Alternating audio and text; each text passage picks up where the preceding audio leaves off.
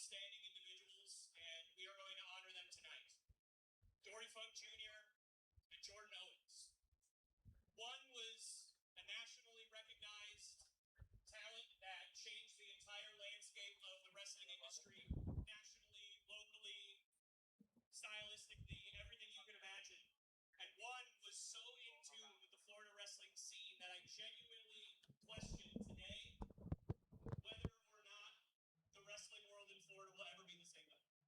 And so tonight, we will honor them with a 10-bell salute.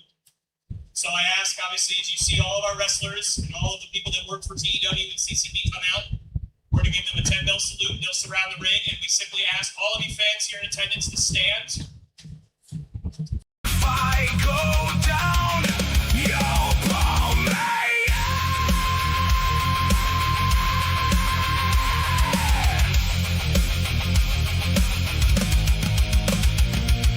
No one left, no one left, no one left behind. No one left, no one left. We leave none behind.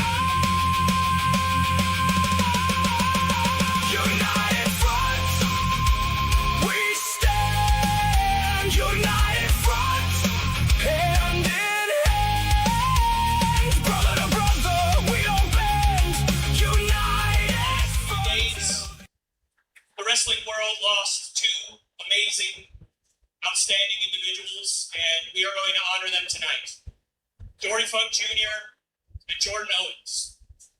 One was a nationally recognized talent that changed the entire landscape of the wrestling industry, nationally, locally, stylistically, everything you can imagine. And one was so in tune with the Florida wrestling scene that I genuinely question today whether or not the wrestling world in Florida will ever be the same way. And so tonight, we will honor them with a 10-bell salute. So I ask, obviously, as you see all of our wrestlers and all of the people that work for TEW and CCP come out, we're going to give them a 10-bell salute. They'll surround the ring, and we simply ask all of you fans here in attendance to stand. In a moment of silence, while we ring our bell 10 times, as we honor Jordan Owens and Orion.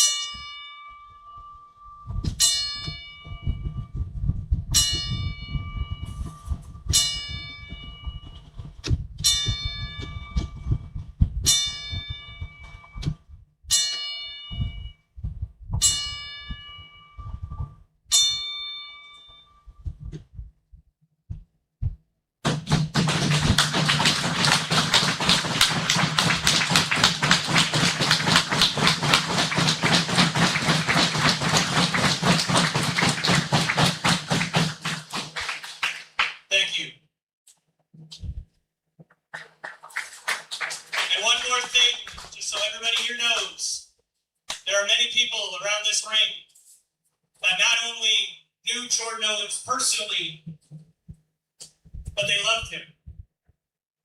And so tonight, Jordan, you and your family, tonight is dedicated to you.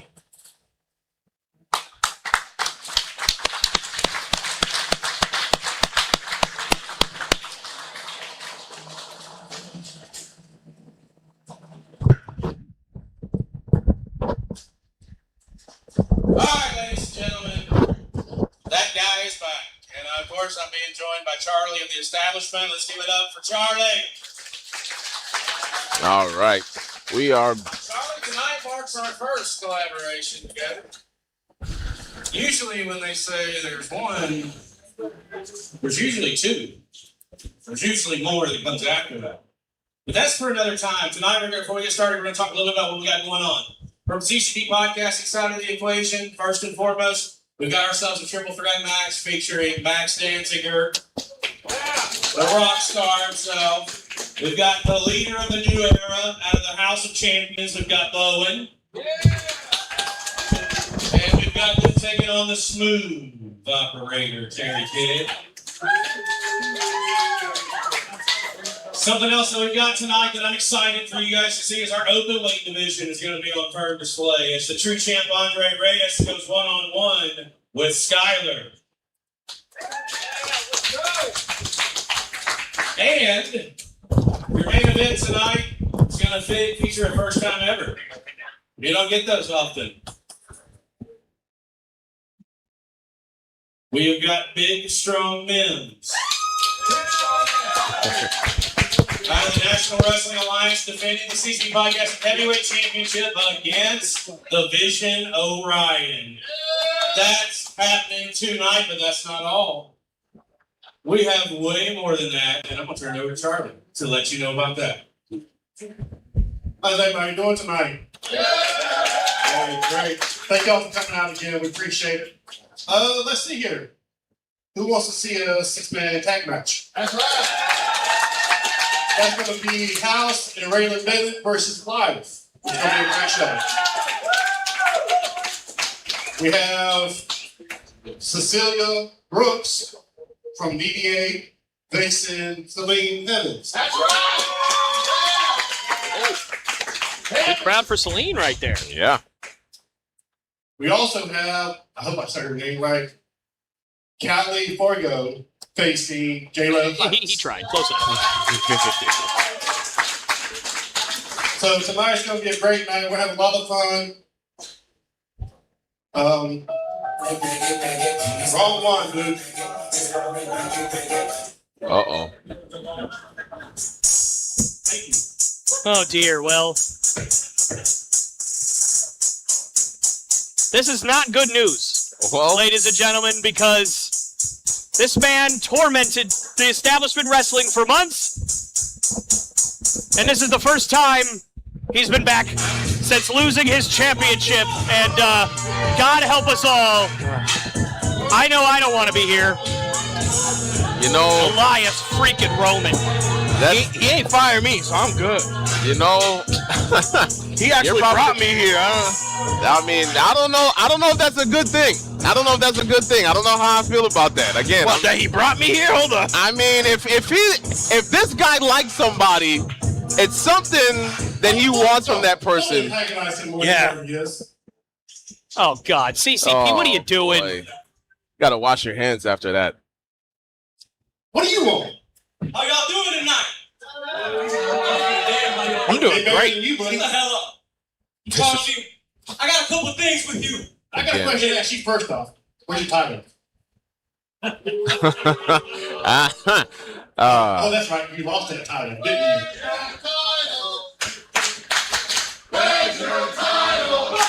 Appropriate. Very appropriate. I don't know if I'm Charlie, if I'd be antagonizing him right now. You want to know what my title is? They're shining it up. They're keeping it warm for me because you and everyone in that locker room screwed me. All you people screwed me. Always the victim. And because you screwed me, screw you. So why are you out here first off? I'm out here because I want to fight. This is still my ring, Charlie. Believe it or not, this is still my show. This is my company still. As long as I'm concerned, Raylan Bennett, that executive championship is still mine. Hey, first off, there's no executive championship anymore. Man, what you got to It's say? called the TEW championship, so don't forget that. And you want to fight tonight? Yeah. You want to fight? Yeah. Okay, well, I got somebody for you. Get it. Bring it. Be here later on tonight. You'll find out who it is, buddy. So now I'm going to prove the same thing that I've proven day in and day out. Nobody in the back can lace my goddamn boots. They can't step toe-to-toe with the and tonight, that's how he's going to roll. He's wearing shoes. Huh? He is. He meant later. You know, one thing Elias is never short You of. will find out who it is. Oh boy.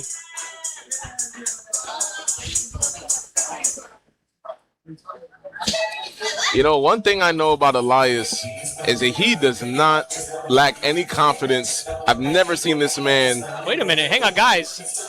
That's Life's music.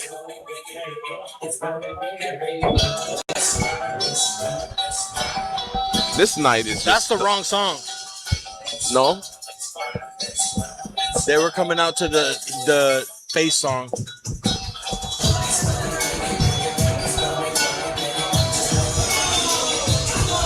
Well, ladies and gentlemen, that is Slim Poppy and Thick Poppy. Oh my Vertigo, Aries, and Ramos. What is Latinos in full effect. Slim Poppy out here. What is this?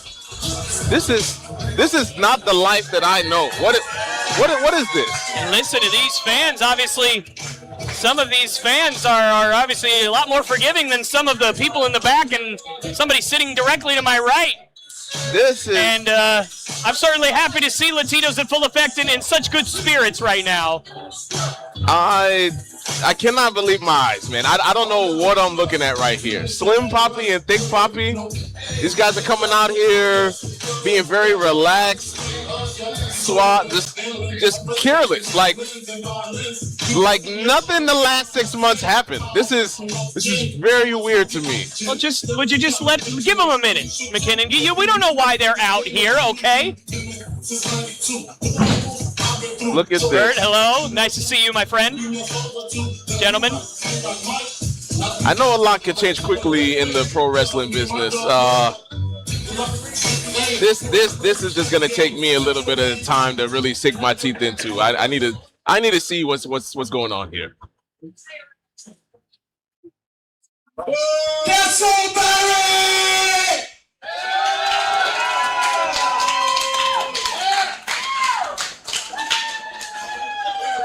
Live is here. Live is on the house to take you on the ride.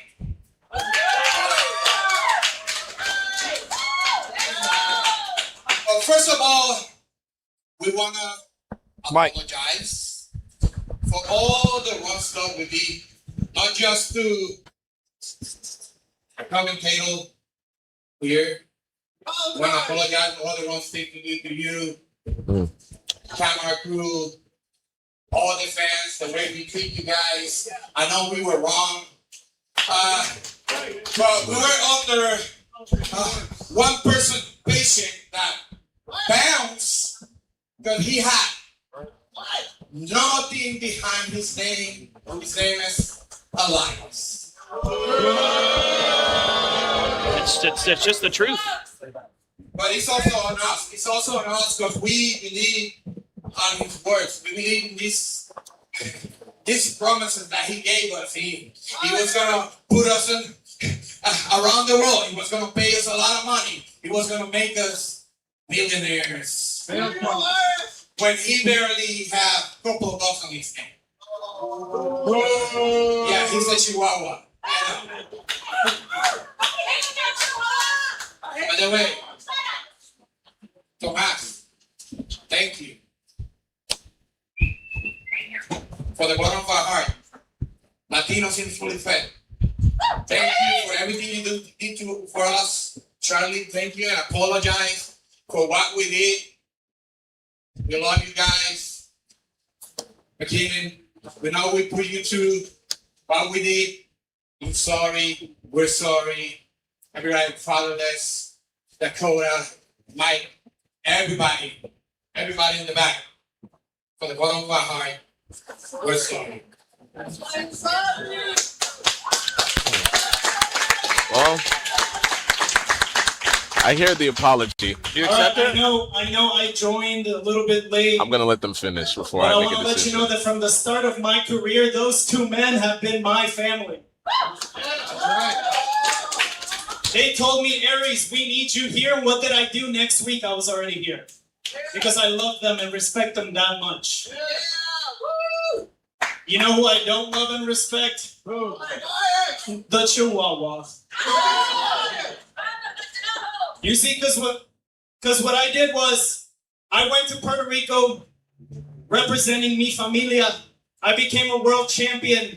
And guess what? My checks bounced twice as hard. He says nobody can lace up his boots. Man doesn't even wear boots. So your point. I literally said that earlier. You did. Yeah, that's true. So I just want to say I'm sorry on behalf of Life. I'm sorry on behalf of El Sazon. I know I did stuff that I'm not proud of. TJ, I love you, man. I love you too. McKinnon, I'm sorry for calling you British Wolf. I know you don't know who that is. Fatherless, Dakota, Charlie. I appreciate you guys. Sorry about that. And I'm going to end it with this. I'm a man of culture, so I'm going to apologize by doing this.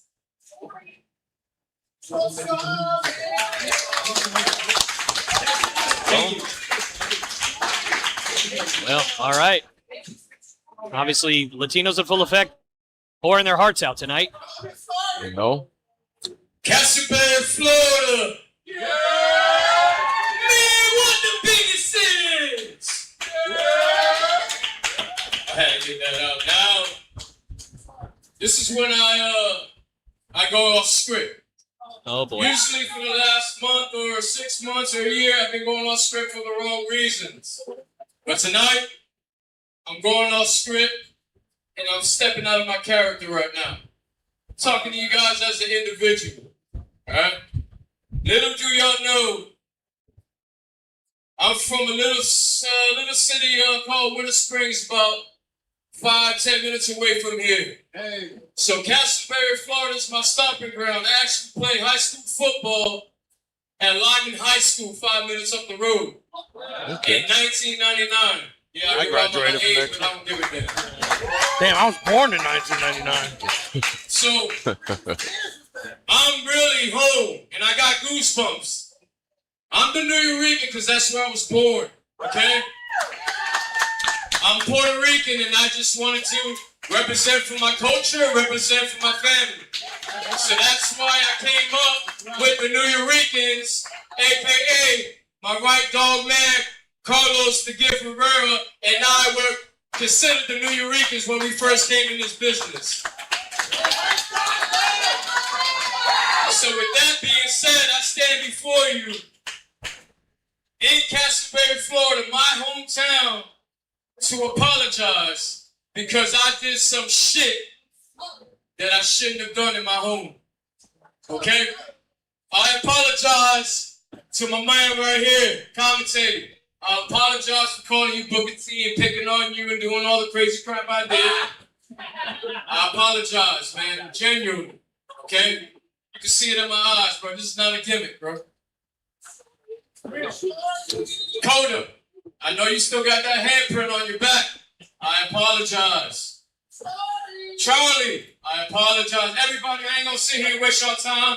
Everybody, we live. Y'all at home, I apologize. I apologize to y'all. I apologize to y'all. I apologize to the world. Here stands before you D. Ramos with my family behind me, and we are setting a new era. As long as you guys accept my apology, as long as you guys roll with us, because you know what happens if you don't.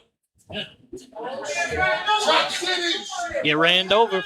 We all good. So with that being said, Casselberry, Florida, Winter Springs, Florida, Orlando, Florida, we here. And if you don't roll with us, you get ran over. 5150 La Cabeza. We represent para todo mi gente in Casselberry, Florida. Go, man! Wait a minute. Well, now these guys right here, oh shoot, while they're giving me an apology. Hey, boys, I hear you guys are doing a lot of talking. You guys are doing a lot of apologizing.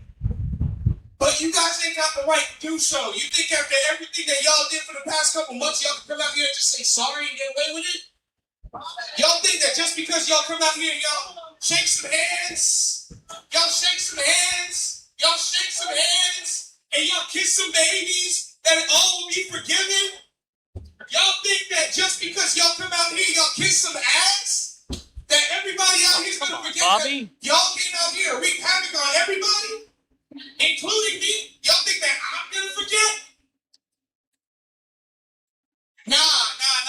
Y'all got the game messed up. See, where I come from, after everything that y'all did, what I learned is it's an eye for an eye. So, I came out here to let y'all know that just because. Hey, I gotta say it. Hey, back up. I gotta say it. Hey, listen. Get over it. Ray Zion and Raylan Bennett trying to calm Bobby down. Hey. Let me talk. Look. Hey, you shut up. Hey, you shut up. Anybody's talking for too long, and I know how you feel. I've been in your place. Move on. Learn how to deal with this. This is part of the business. It's okay. Move on, kid. Man, that's easier said than done. Telling some. I'll move on after I shove my size 12 foot up your ass for to go. Oh boy.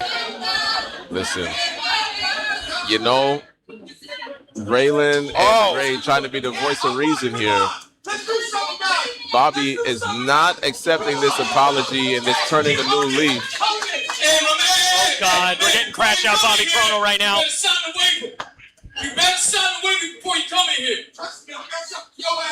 Hey, how about this? Since we in Casselberry, Florida, I switch up the city a little bit and change it to Job City. How about that? Let's go. Listen, you might be the man. I'll be the president and break that dropped off with your ass. Hold on. You don't say that it dropped off. That makes you He said it. I did it. They can't find me. So at the end of the day, your true colors are shown. If you want to make this happen, you want to smoke, just bring the papers. Because at the end of the day, we're going to roll your ass up and smoke that grass. You heard?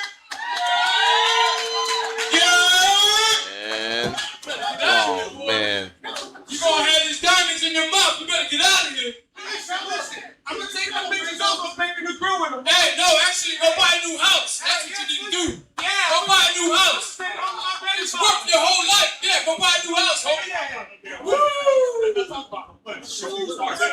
Saborski diamonds. Again, Ray and Raylan just trying to calm Bobby Chrono down, and I don't know if they can.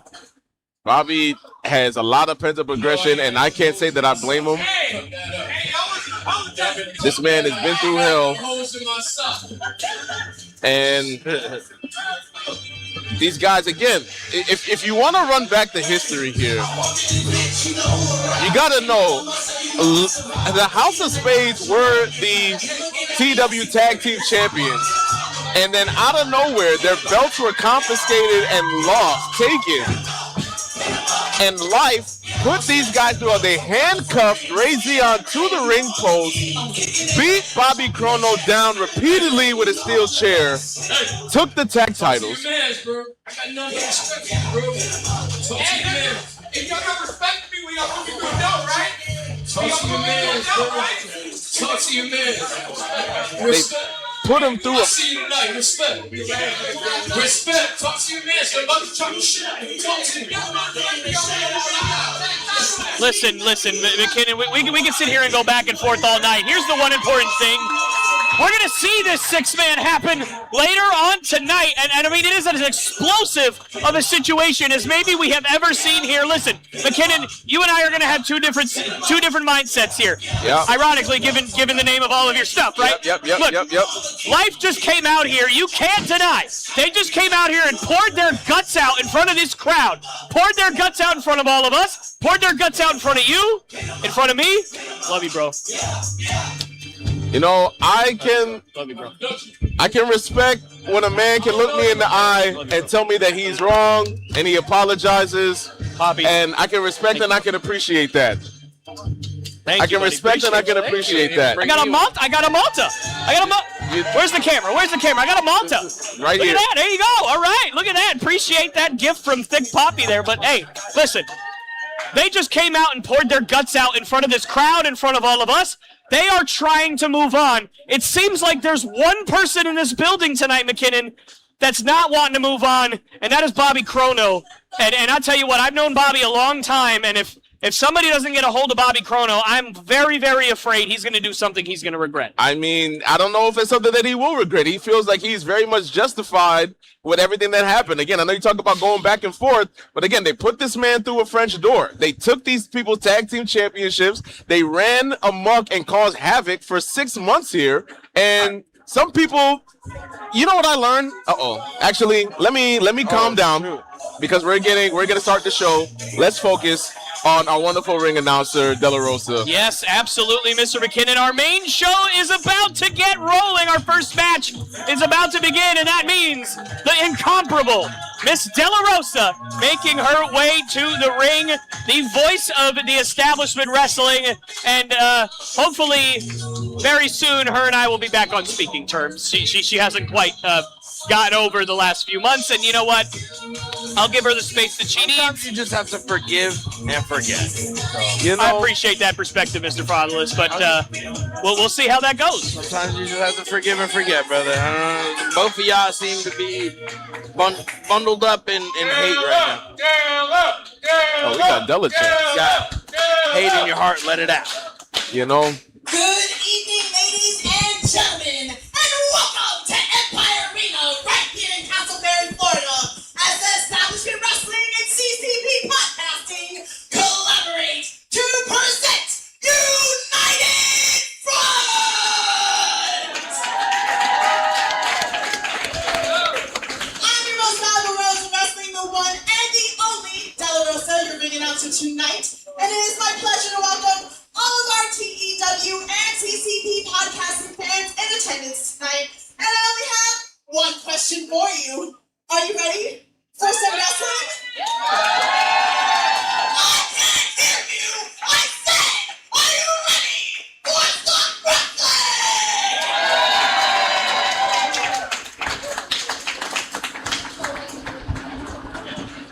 Your opening contest is scheduled for one fall!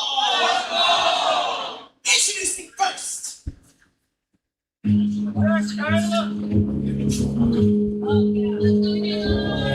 I know that music anywhere. Dread and pain only tend to follow. She is the best of the NYC, Jaylah! An absolute menace from Manhattan, New York, Jaylah Heights. And wow! What's going on? Man, getting into it with the fans here. My goodness. Jaylah didn't come to make any friends again. No, she did not. She has not since she debuted in TEW, one of our more established names in the women's division, no pun intended. Jay Fatherless, what do you know about Jaylah Heights walking in here today? All I know is Jaylah Heights has more power than people think. She definitely packs a punch. I agree with you there. And her opponent is about to find out.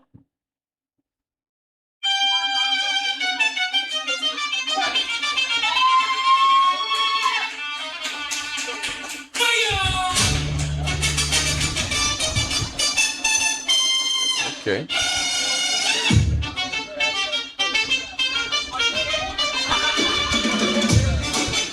Sounds like some seasoning about to walk through.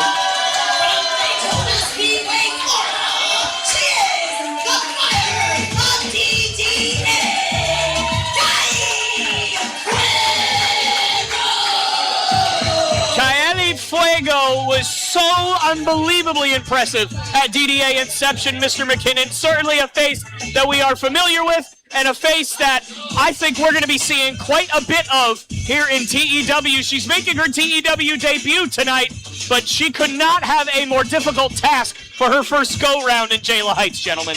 Listen, I don't disagree with anything that you just said. Again, Caeli Fuego, super impressive in her DDA debut, and of course, here in her TEW debut, here to make a name for herself. Again, very young, very charismatic, got all the potential in the world. I'm looking forward to see how her career flourishes, but like you said, she has a big roadblock ahead of her in the name of Jaylah Heights. Look, I saw her at DDA, but I really just feel like she's not ready for what's about to happen to her. Well, you never know when somebody's ready until they get out there. No amount of training, no amount of classes, no amount of practice is going to replicate those reps when you are actually in there against somebody like Jaylah Heights, who in the blink of an eye can tear your head off.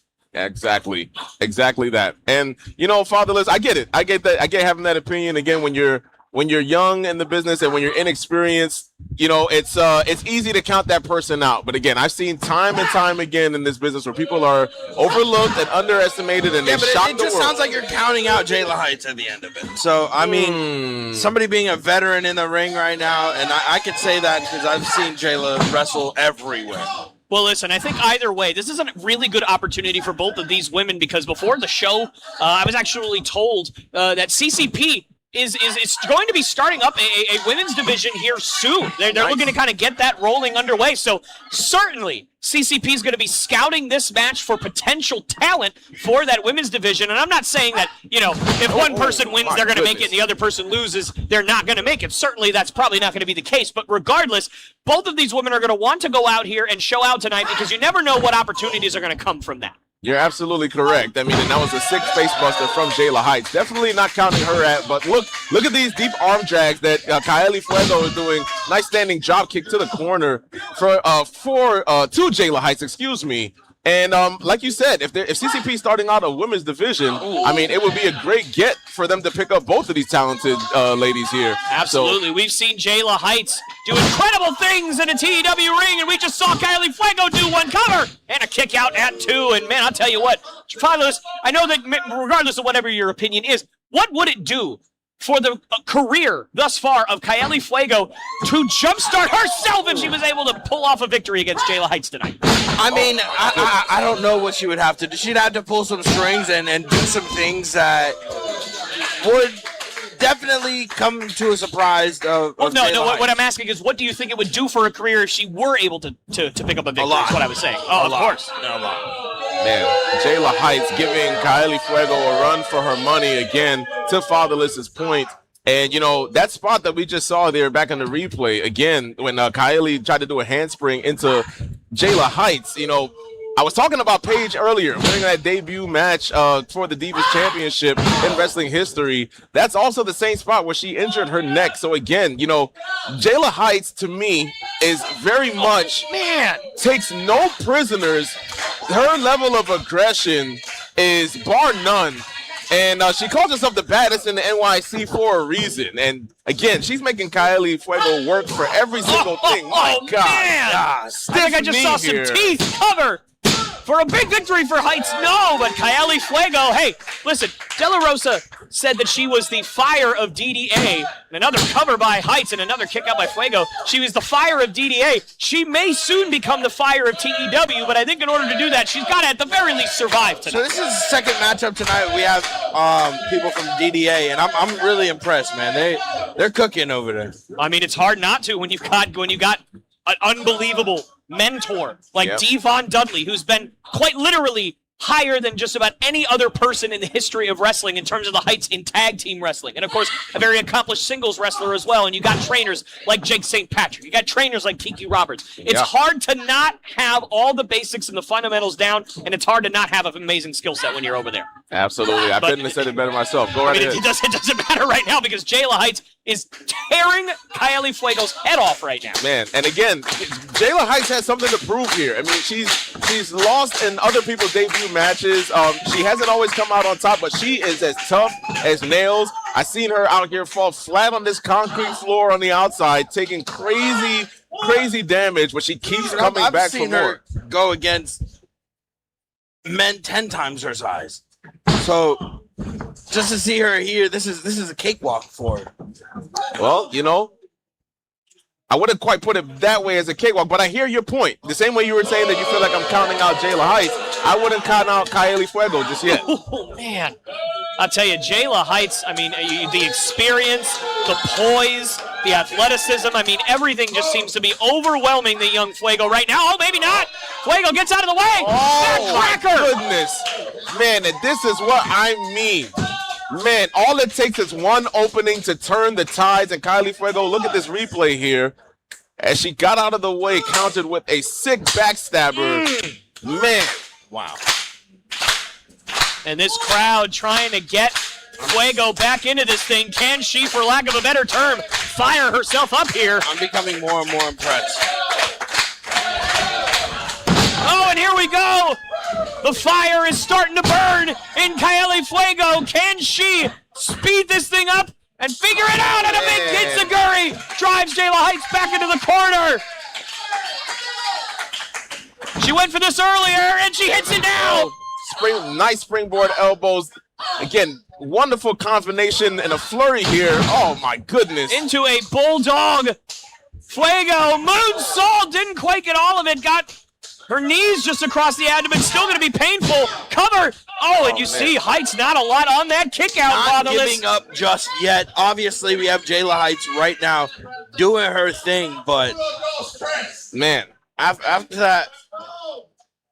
And you have to think if she was able to kind of get full rotation on that moonsault and land it the way she normally would, you'd think this match may be over. But right now, Jaylah Heights with a punch directly to the rib cage of Fuego.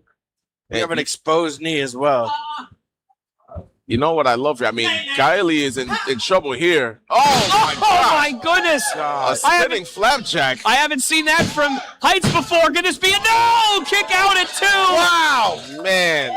The flame has not been extinguished yet. It has not. And I'm telling you, I was trying to figure out what exactly Caeli Fuego was doing earlier, and she has studied a lot. Like you mentioned, she has the mentor of Devon Dudley. She has Kiki Roberts, but I saw shades of an iconic 7-time women's champion in the name of Trish Stratus with some of those the handspring elbows and the bulldog. Oh my God! You can tell that she studied tape, and she calls that the concrete kiss. She stomps her opponent's head into the match. She went for it, but Fuego, you have to admit, this young rookie doing her homework and able to counter. I'm telling you, a student of the game, Jaylah Heights is giving her all she needs. Oh my goodness. What was that? A elevated code breaker? I'm not sure, but whatever it was, Jaylah Heights is absolutely knocked Loupes up. What they say, heat rises. That's right. That's what they say, and the heat is rising to the top turnbuckle right now. Oh, Todd! Cover! Could this be it? Fuego has beaten Jaylah Heights in her debut!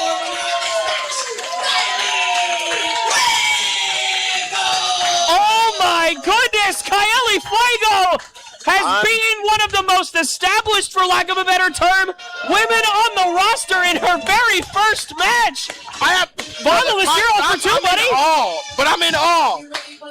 I'm trying to tell you, do not count Caeli out. I try to let you guys know. I know you guys know, but now you see the proof. The proof is in the pudding. What did Macho Man say? The cream always rises to the top. And Caeli Fuego rose to the occasion here tonight in her TEW debut. You love to see it. A student of the game. Beautiful swanton bomb here.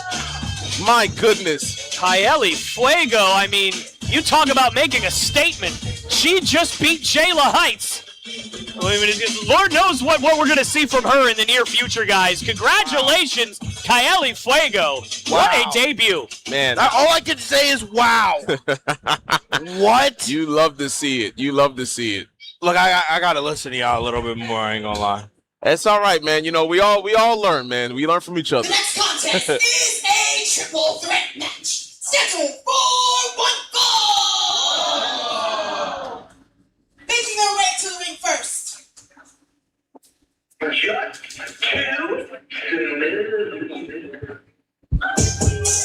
Well, we heard from this young man at the beginning of the show, the smooth operator, and I don't think he did any favors with this crowd. Smooth. 3,600 ounces. He's the smooth operator, Terry K. As Fatherless does whatever the heck he's doing with his mustache right now, obviously we have another fan of the smooth operator over here in the commentary booth. Terry Kidd, you can say whatever you want about the attitude. You can say whatever you want about the strutting and the whatever in the world that promo was earlier, but you cannot deny the skill. You can't. That was him being smooth. That's one way to put it. McKinnon? I got nothing, man. I mean, there's only so many pelvic thrusting talents I can I can keep up with in this place. But kudos to Terry Kidd, man. God, do I love Terry Kidd. He's got his fans. Terry Kidd is flirting with our ring announcer Della Rosa, and I'm not sure Della is into that at this point. Yep. Making his way to the ring next. Well, maybe, well, she's smiling. Maybe she is. I don't know. But regardless, ladies and gentlemen, this is going to be an absolutely incredible triple threat match. And here he is.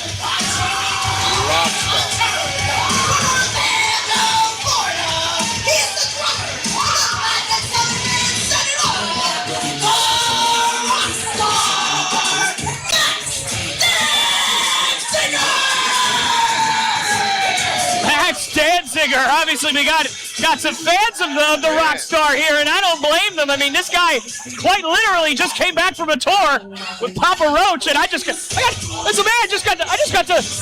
bump knuckles with Maxx Danziger. He's a rock star. You know, Don't look at me like that, Fatherless. You're jealous. You're just jealous that I got. I'm jealous. Yes, I think you are.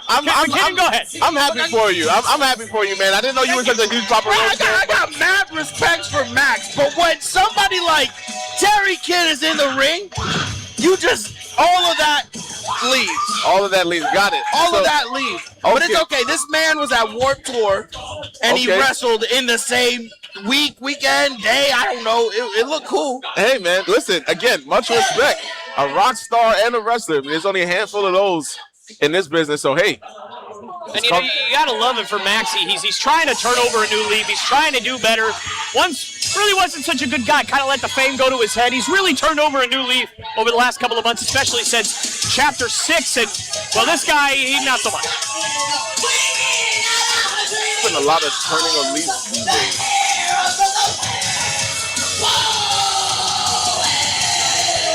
And of course, you see there, just in case you missed it, these guys are representing CCP Podcasting. So, Fatherless, this is going to be a little bit more up your alley today. But, so why don't you tell me a little bit about this guy, Bowen, and kind of what makes him so dangerous? We talked ad nauseum to some, maybe, about Danziger and obviously Terry Kidd. What about Bowen? What do you got on him? See, I'm not going to lie. Don't know too much about him. I know that Maxx is one of his biggest rivals. And just the way you look at Maxx right now, watching him come into the ring, you can just tell that they have some sort of chemistry or something behind them. Well, I know Bowen is a trainee and a graduate of the House of Champions. So if obviously you like what you see out of Bowen tonight, you can go catch him over at House of Champions. That's where you're going to see him probably most frequently if I had to take a swing at it. But, you know, it's amazing as our senior referee, Ronnie Hunter, ringing the bell here, and this match is underway. So, again, Bowen got all the way from Scotland. I mean, you know, obviously it's never easy when you move to a whole new country to chase your dreams. And for Bowen, certainly it seems like, at least for the most part, it's been working out for him early on. I mean, well, I think that's absolutely impressive. Again, the confidence you got to have in yourself to move halfway across the globe. Oh, and Danziger with a double shotgun drop kick to both men. And obviously Danziger, again, turning over a new leaf as of late. At Chapter 6, we kind of saw a little bit of a new side of him, and he seems to have, be a much better attitude than he used to have. You know what Danziger isn't? What he isn't? Okay. Again, you with the smooth. This is ridiculous. Listen, I mean, clearly Fatherless has his favorite in this matchup, and this triple threat. It didn't really work out for the last two of your favorites, Fatherless, and, I'm getting worried about it. But regardless, listen, I'll agree with you on one thing, Jay.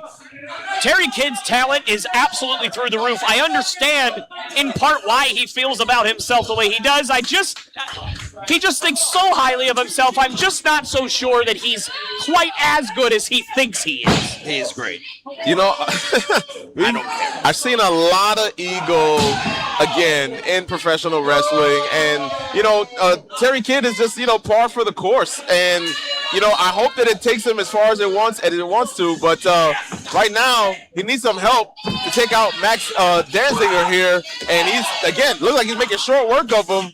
That ego not paying off. Look at the Maxx pace. is running circles around both of these guys. Flying head scissors. Maxx Danziger has turned the base up to 11. Uh-oh.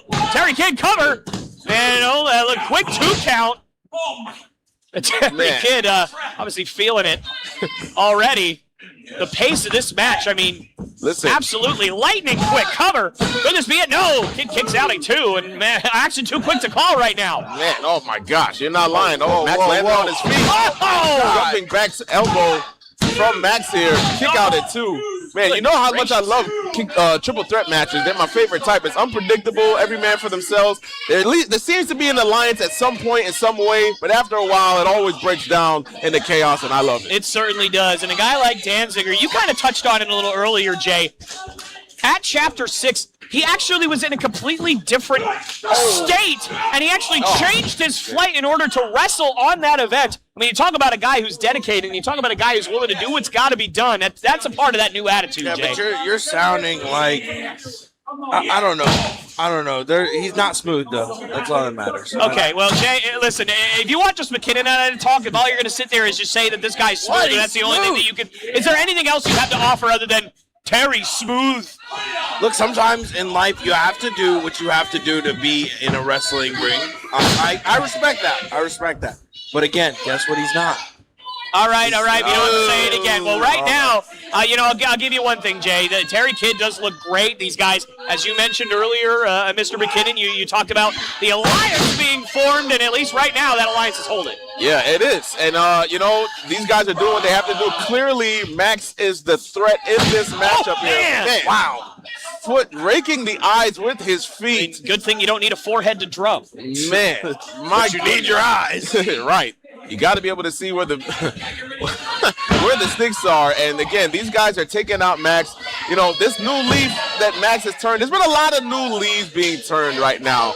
And in the spirit of trying to forgive and forget and, and being more gracious and giving more grace, I'm going to, it seems like Maxx is the guy that I got to get the shot to. And this guy is showing with his actions, not with his words, that he's about that life. And he just got a foot to the face for his problems.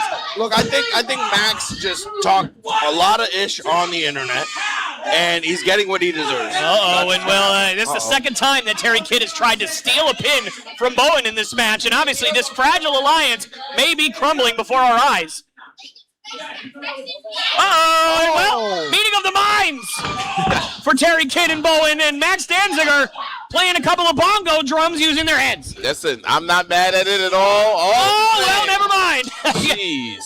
Intentionally or not. A slingshot across the top rope is all it's going to take the wind right out of your lungs. I don't care how much momentum you got. When you got no oxygen in your body, things change quickly.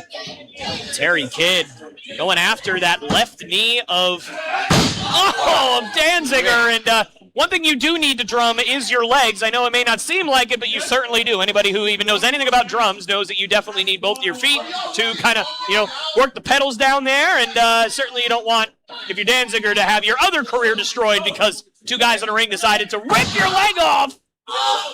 That's what it's looking like is happening right now. His legs are definitely going to get ripped off.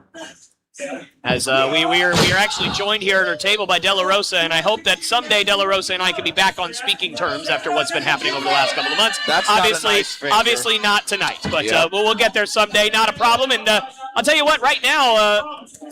All right, let's take it easy over there. Fatherless.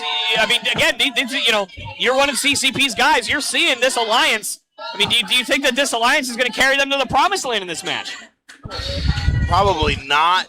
I know I'm a Terry Kidd guy, but it looks like they keep arguing with each other in that ring, and it's going to cost both. I mean, when you got two guys, and you got a guy like Terry Kidd whose ego is the size of Texas, and I don't know if you guys can see this building. It's not exactly the size of Texas, so I'm shocked that his head could fit inside of that doorway on the way in.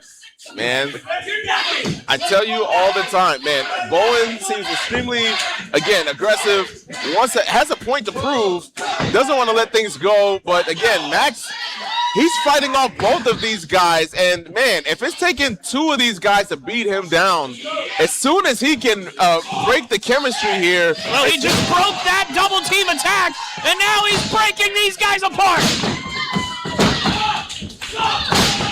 Multiple fists, multiple back elbows. Again, they cannot stop this guy. Listen to this crowd. They are loving the rock star. Man, he's got all the energy of an electric guitar, and he is unleashing all of the sounds on him tonight, man. I cannot just not be in awe by this guy. Oh, no. Well, that kick may have just cut the oxygen away from the new life that was breathed into Maxx Danziger. Look at that. Teamwork. Whoa. This is dangerous here. High red district. Oh, my God. What are they doing? And here we go again. Maxx. Oh, my God. right, Tower of Doom. What core strength from Maxx Danziger. I mean, this has basically been a 2-on-1 handicap match since the inception. I mean, how impressive was that, Jay? Bro's a drummer. Look at this replay right Definitely here. has that core strength. Wow! That man. impact, I could feel it all the way over here. And this arena's amazing, rocking. Look this at amazing everybody. crowd here at Empire Arena is loving it. Oh, my God! man. Shoulder first into the Jeez. post. My God, single leg code breaker from Bowen. Going for the cover here. Will it be enough? Oh, and smooth kick out by Terry Kidd. Terry Kidd he's locked in. He's locked in. He knows where he's at. It looks like Danziger doesn't know where he's at, though. Well, we've seen the smooth operator try to steal a couple of victories, but right now he looks down for the count. There's 2 men left in the ring. My God. Danziger able to absorb that blow. Handspring tornado DDT. My goodness. Cover. Almost taking out the cameraman. No, blowing out again. Kick out. Camera woman, excuse me. My God, Maxx Danziger almost moved the ring with all of the force running into that ring post. I'm shocked that he's able to get in any offense at this time. I mean, that momentum almost took Bowen completely out of the ring. I mean, absolutely incredible. What a match we're seeing here right now. This is an amazing match. Oh, and Terry man. Kidd catches Danziger and uses his momentum against him. Oh my gosh, this might be it here for Maxx.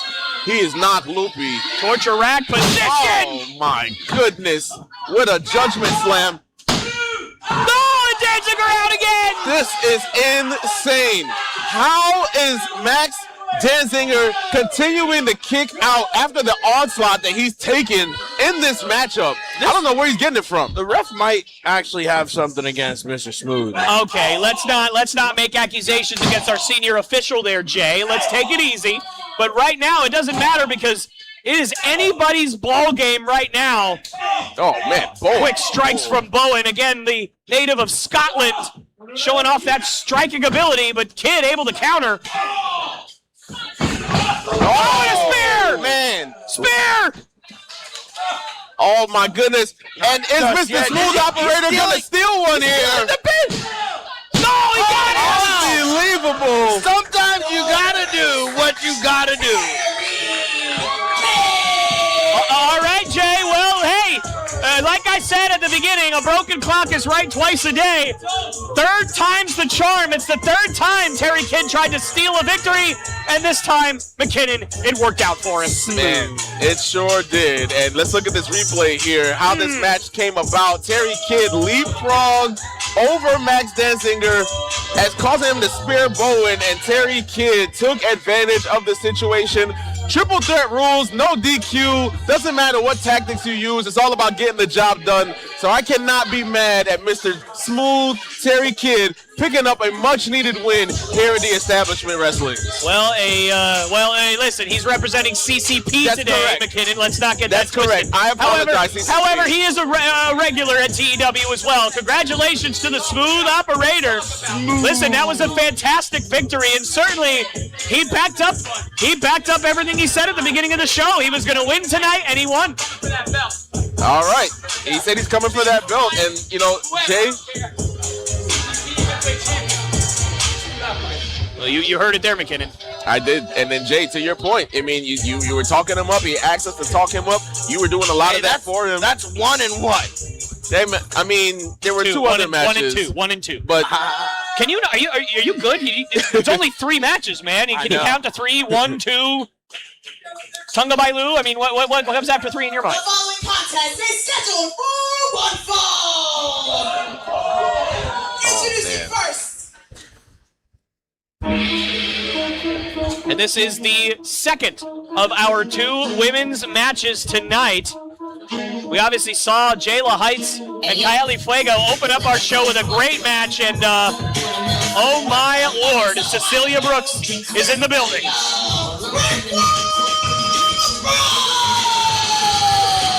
Cecilia looks like she don't care about the fans. She don't even... she does not. I mean, you hear what she's coming out to right now. You know, somebody else that doesn't really care too much about what other people think. So, you know, channeling that energy, again, locked in. She almost won the championship in her debut match.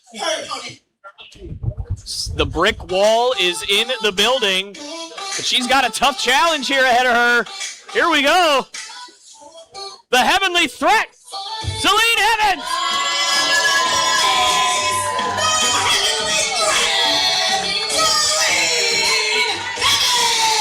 Selene Heavens, gentlemen, is what you get when that really bad pickup line, "Did it hurt when you fell from heaven?" comes to life. Selene Heavens is here, and she is ready to make her TEW debut tonight. Man, impressive. I see her channeling some inner Melina, some inner gymnast. You know, I mean, listen, very impressive here. And with the entrance, the athleticism, I'm not mad at it. And we'll see what she has to offer against Cecilia Brooks. Both of these women making their TEW debuts tonight, and obviously a part of a revamped women's division here in TEW. Cecilia Brooks looks a little too locked in. I don't know. I'm new to her, but it feels like, can you be too locked in? I've never seen somebody be so locked in like this. Well, so listen, Cecilia Brooks, I mean, look, we don't know a lot about Cecilia Brooks. She hasn't had a lot of matches, but in her first match, she nearly, and some would say legitimately, defeated Amber Nova, who is one of the best independent wrestlers on the women's side in the world. In her first match, cover by Heavens and a kick out. So to say that she is locked in, to say that she has poised beyond her years, that's not a crazy thing to think, Jay. I completely agree with you. No, I just fear, like, for Heavens that she's a little too locked in. So is Heavens too locked in, or is Brooks too locked in? Brooks is too locked in, Okay, but Brooks I too fear locked in. for Heavens. Okay, so you're worried for Heavens. I mean, for Heaven's sake, I hope that's not true. Did you get it? Do you get it? Anyway, but listen, right now, thank you, I appreciate it. So, Cecilia Brooks, look, again, this is somebody who was so impressive at DDA Inception, and look at Selene Heavens cover and a kick out. Heavens also victorious in her first match at DDA Inception, picking up a win against Caeli Fuego, who we saw earlier tonight. Yeah, again. Backslide, cover. Love to see it. Oh, Cecilia Brooks with the kick out at one. Again, everybody has something to prove here tonight, and that's what I love. You want competition. You want to see people locked in. You want to see people taking this stuff seriously because, again, any match can make or break your career. Any match can make you stand out and send you into superstardom. It only takes that one match to set you apart from everyone else, and that's what these ladies are looking to prove here tonight. Take a look at that handspring splash right there. And I'll tell you what, I did not expect this. Selene Heavens has really gotten out of the blocks well against a very aggressive Cecilia Brooks. And that is not what I expected. Oh, no! Oh, my God! Gosh, double-handed choke slam. And Heavens just barely survives. And I'll tell you what, listen, you're not going to get a whole lot of emotion. You're not going to get a whole lot of, you're just not going to get a whole lot of facial expressions or anything out of Cecilia Brooks. She is in there for one reason, and that is to dominate. And so, like, dominant in this match. He just told somebody in the crowd to stop talking, and this guy yaps. Am I wrong? You're not wrong. The guy in the crowd, that guy over there, yes, I'm quite familiar. And if you can get that guy whose name is a city in Ohio to stop talking, that's pretty impressive. Yeah, look at him over there. Listen, man, if I'm being threatened by one of these ladies in the ring, I'm going to take their threat seriously. I just know that Cecilia Brooks, again, looking to put a hurting on anybody that's in her way. Again, coming after that championship loss, even though she technically won, she has a point to prove. And she's not going to let anybody stand in her way. And you know what? I can't do anything but respect that. No, I respect it as well, but... I mentioned this to you guys a million times, and I'll say it again. She's too locked in. Oh, my God! Clubbing blow to the face and the neck area of Heavens, and I don't know how in the world she just survived that. Both of their first match, Cecilia has something to prove.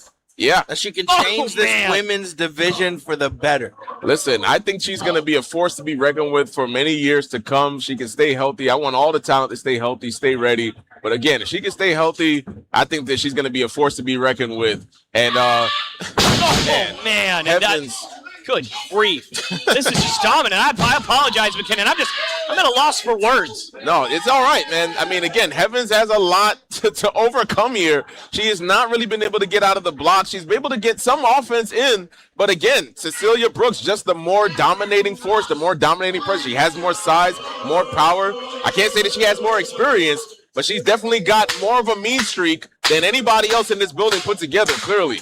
And Selene Heavens, I mean, she's survived quite a bit in her life, calls herself a military brat. You can take that with what you will. This is somebody who certainly is no stranger to discipline, toughness, and pain.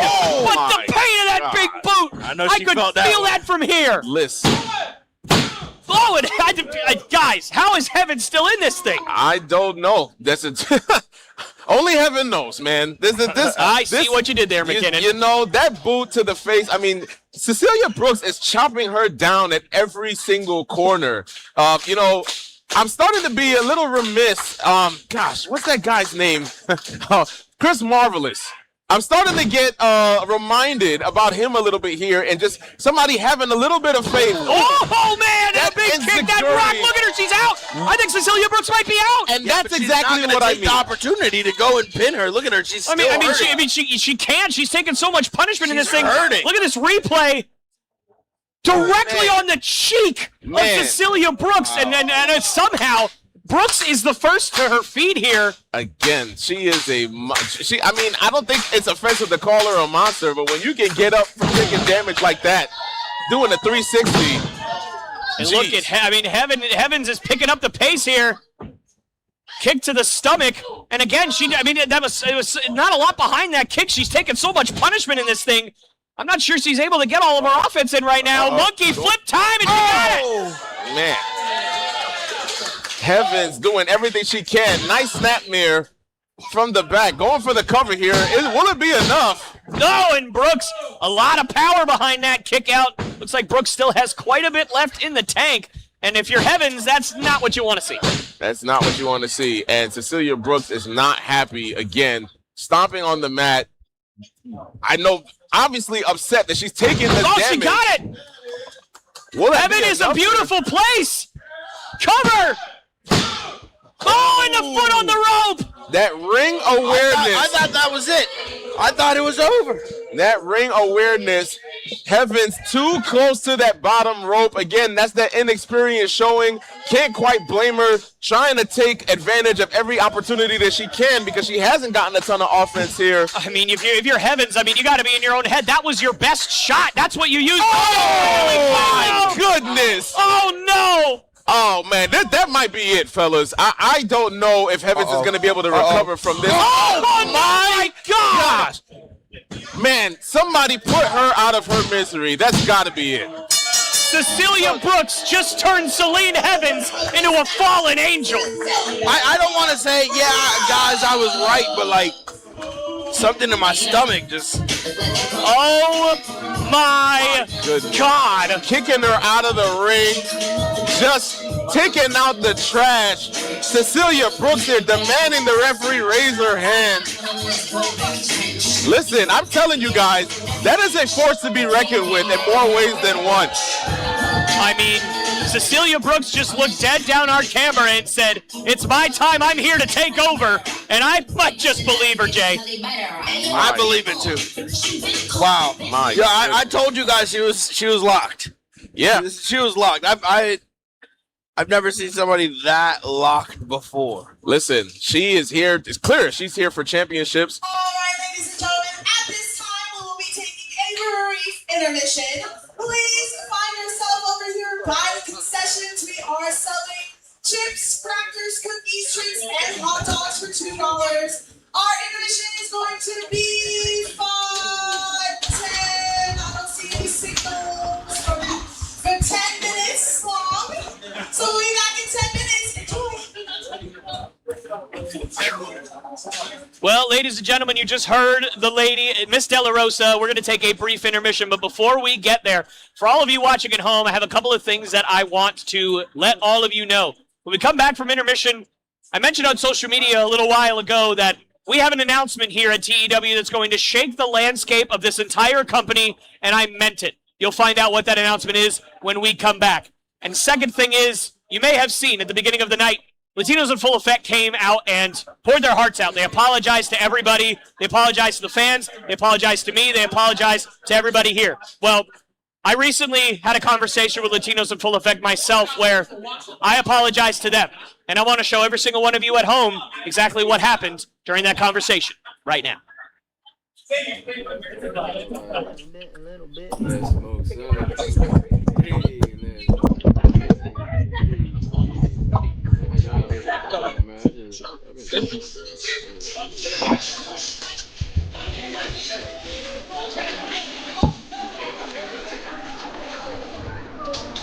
Hey,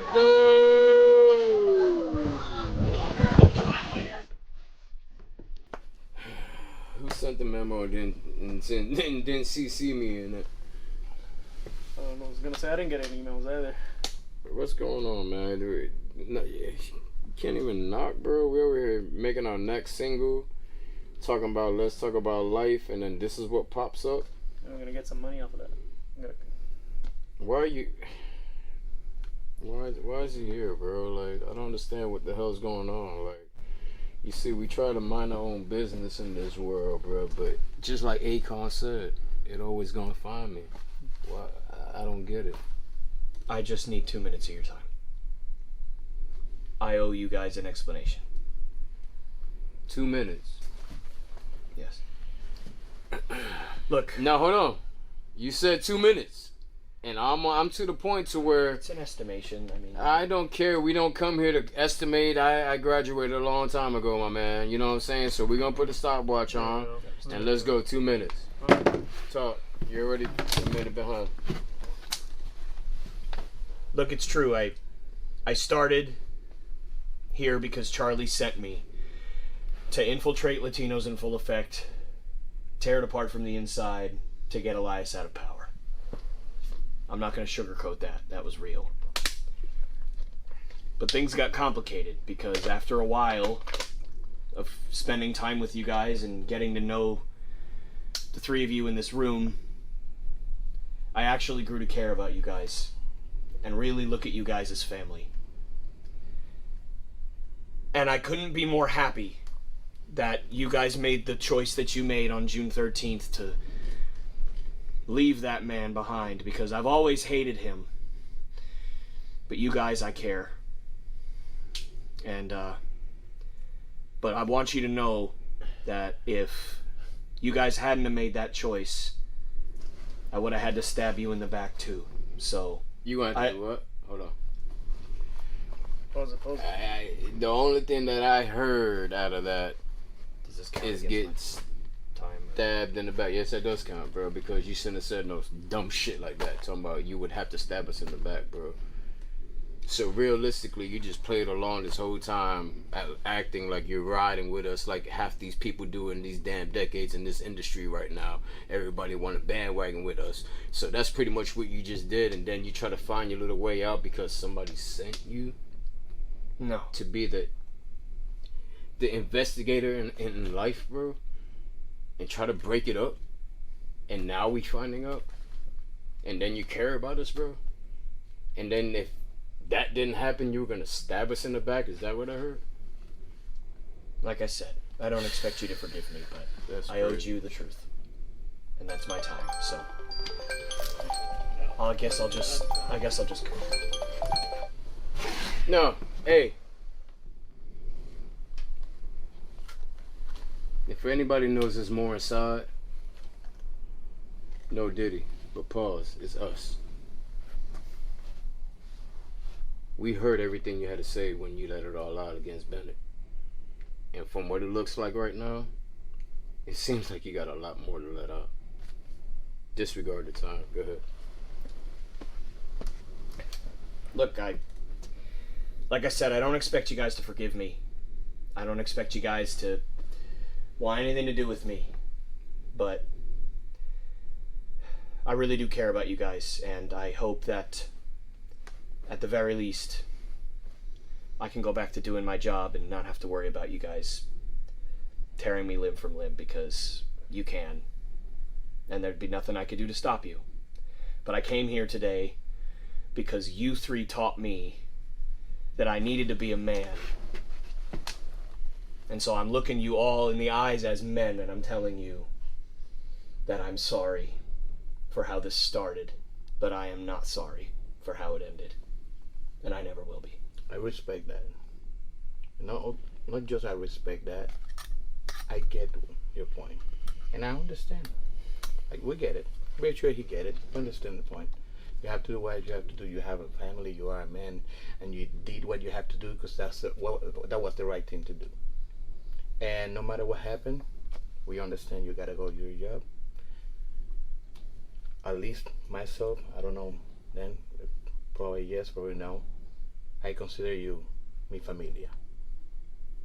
Hey, for me, you're always gonna be Tomas. So. Now that you say it like that, bro. Yeah, he was put in a man's position to make an executive decision. And I've been in plenty of those. Actually, I'm in it right now that I'm living. Okay? On some real shit. So when the man is put in a position to where he have to make an executive decision, I respect that. Okay? Thank you. I respect that. I was gonna say those moments we had when I lost my job, those are real. Those were real. We looked into each other's eyes. Yes, I'm fine with what you did as well. Just know I'm with Vert. Siempre va a ser familia para mí también. And from us to you, it was amazing to see you get everything off your chest. It was amazing we got that out of you. Okay? It shouldn't have to take 3 guys to get that out of you. You're a man. Remember, that's always in you. It's never gonna go nowhere. Okay? So if we all learn something, we all learn how to be loyal and look out for one another. Well, What guess there's just one thing left to do. What's that? I gotta go back to doing my job. Okay. So I'll always look at you guys as family, but I can't be an official member of Life anymore, so I figured I would just give these back. I'm sorry.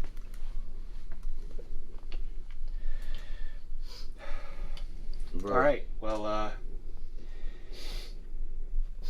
man, I didn't think this would be this difficult. Love you, bro. I love you too.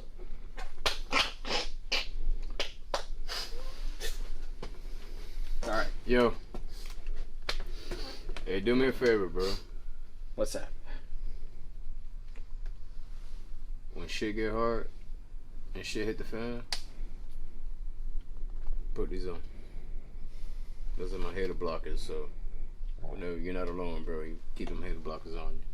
They'll bounce right off. Thank you. You ain't gotta give them back. You can have them. You know what? How about one more time for old time's sake? What's that? What's that?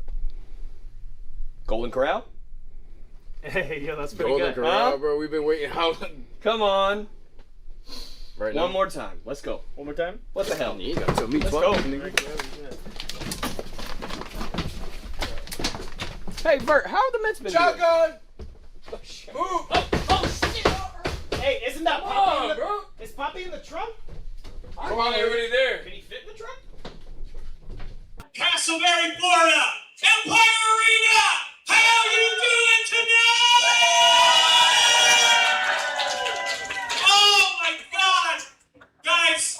It feels so good to come out here and to just be me and to not have to play this, put on this act of being in a faction working for a guy that I can't stand. It's so freeing to just come out and look you all in the eye and to tell you I love you guys and I'm so grateful you're here. Oh my gosh, thank you. But tonight is not about me. Tonight is not about me, and it hopefully will never be about me again because it's been about me way too much.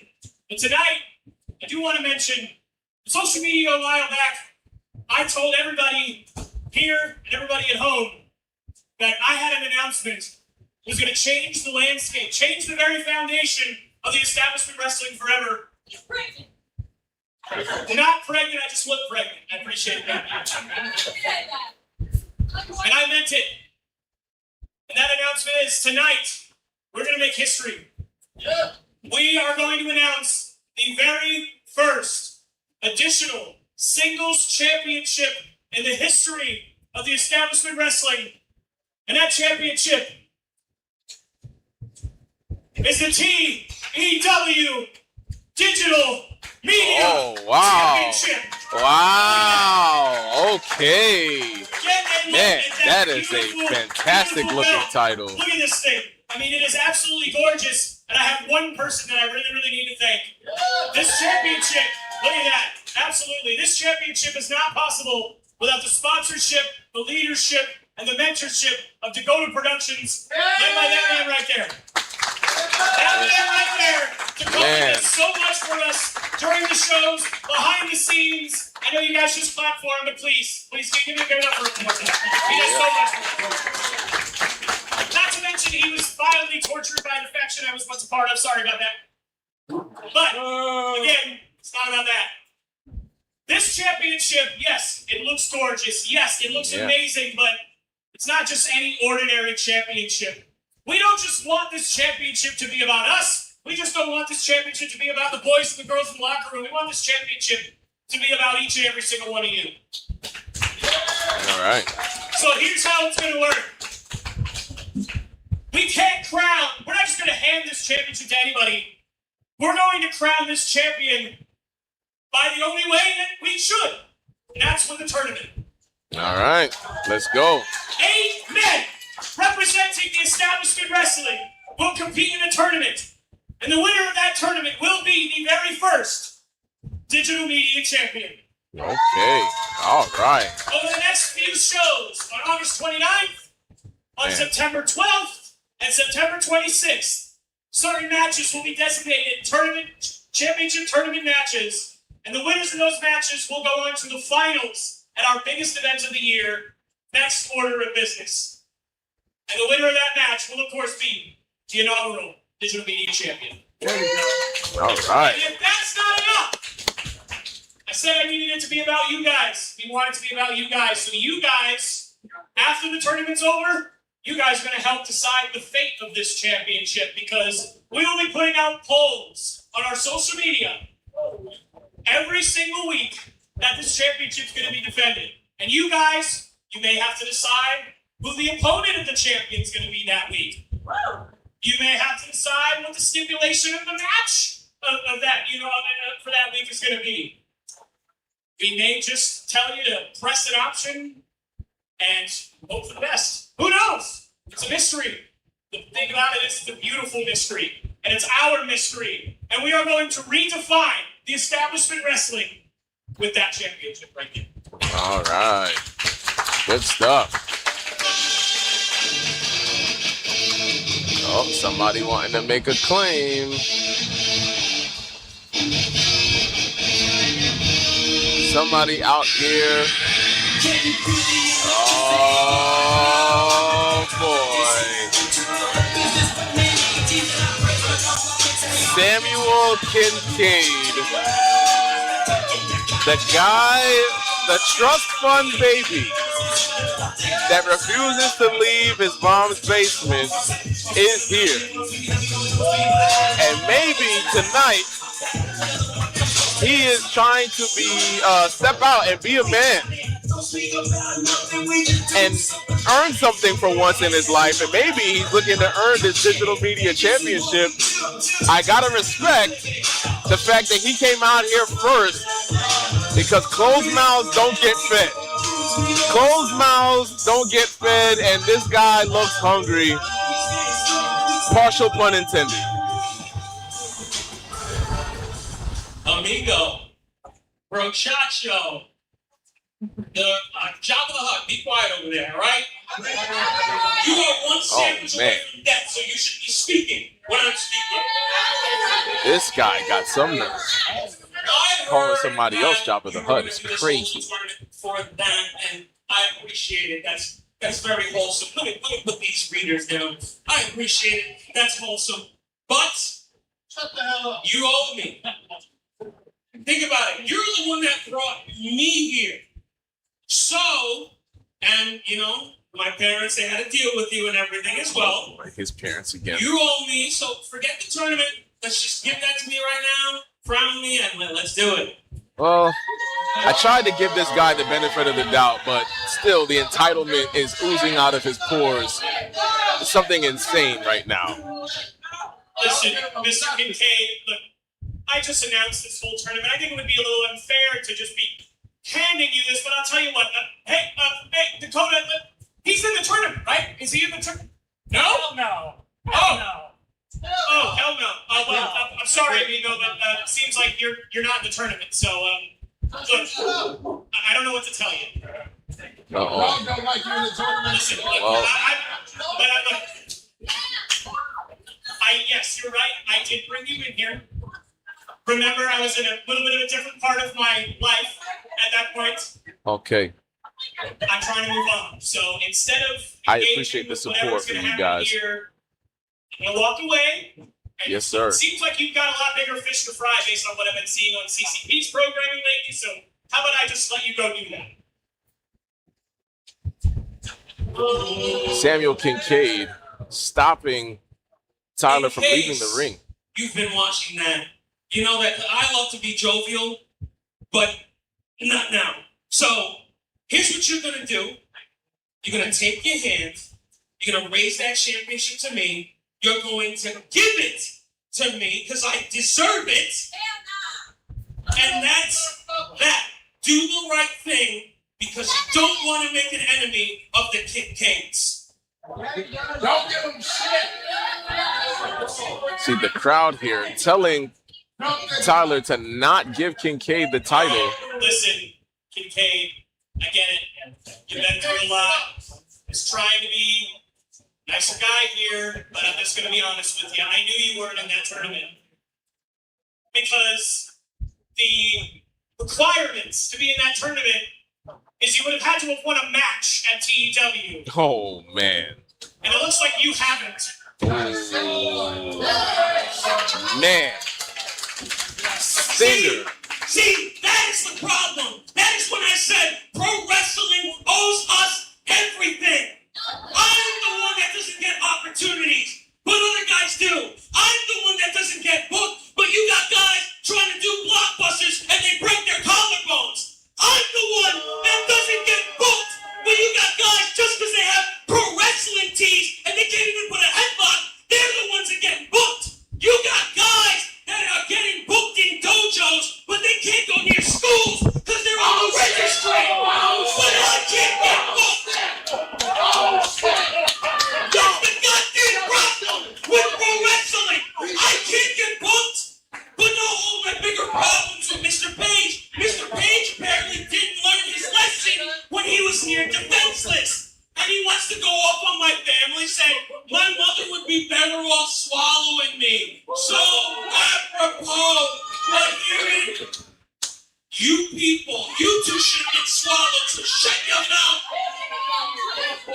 Man. He wants to go up about my mother. Well, I got connections. Let's talk about your mother, Mr. Page. Your mother texted you going, oh, my dear baby boy, I'm so worried about you.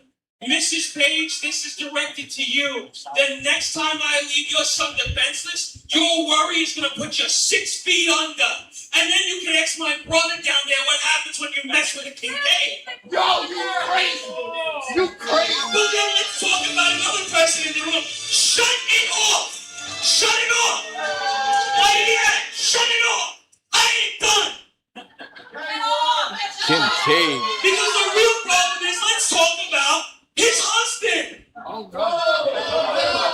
I left your husband defenseless here the last time. And you know what?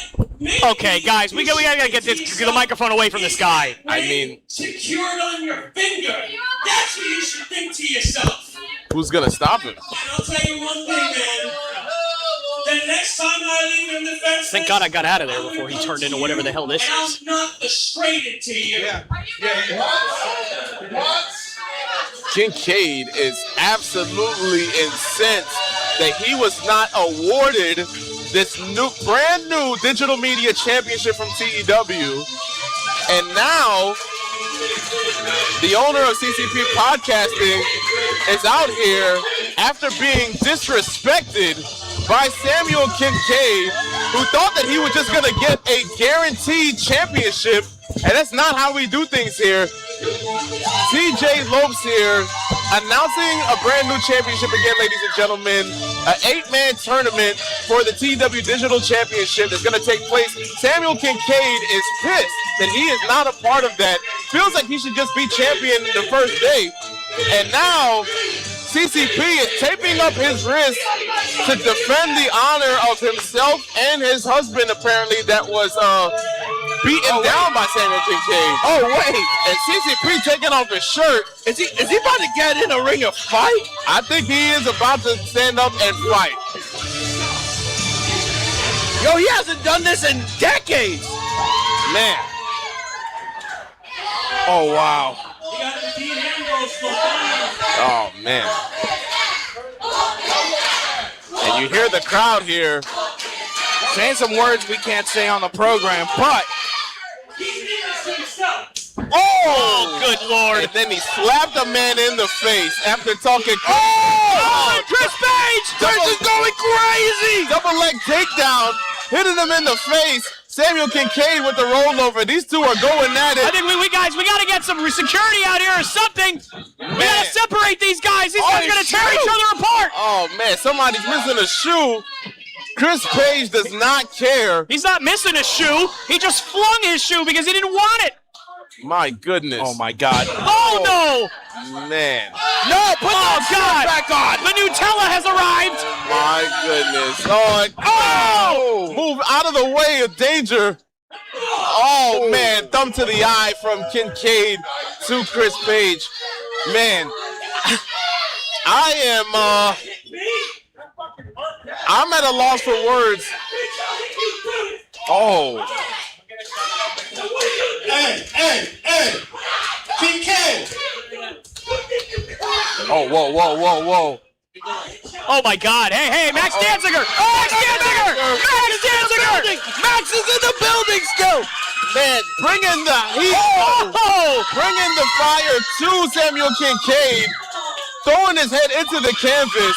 The rock star has had enough of Kincaid's antics. Uh-oh. And I think he just may have thrown him to the proverbial wolves. Right. Turn around, Kincaid! No! Oh, man. They call it a jar of Nutella now. My goodness. Hit him where the sun don't shine and where the sun probably never seen. Now our referees, Rodney Hunter. Oh, man. And Casselberry now finally calming Chris Page down, or at least doing the best they can, and obviously Maxx Danziger doing his best to defuse the situation. And what is wrong? What is wrong with Kincaid? What is wrong with this guy? First he threatens me and tries to get me to hand him a digital media championship that Dakota Productions has worked so friggin' hard to get it going. And then he attacks Chris Page's family, his husband, just disgusting. It's absolutely disgusting. Shut your mouth for a second and listen. You want to touch one of my friends? Hit them? And do whatever you want to? Here's piece of advice. Don't ever come back here. He even got uninvited. No. Listen up, Mr. Plump, because I've got something to tell you about something better. That was a fat joke. I'm tired of this dude disrespecting not only this business, but everybody paying tickets. I want you to look me in the eyes. It's been 20 years since I thought about lacing a pair of boots. Oh, but let me tell you something, son. October 17th, your ass is grass, and I'm going to smoke it. Because my name is Chronic Chris Page, and I'm going to be your worst goddamn nightmare. Chris Page has issued the challenge to Samuel Kincaid for October 17th. Wow. Unbelievable. I cannot believe this whole ordeal. It's been 20 years since he last did something like this.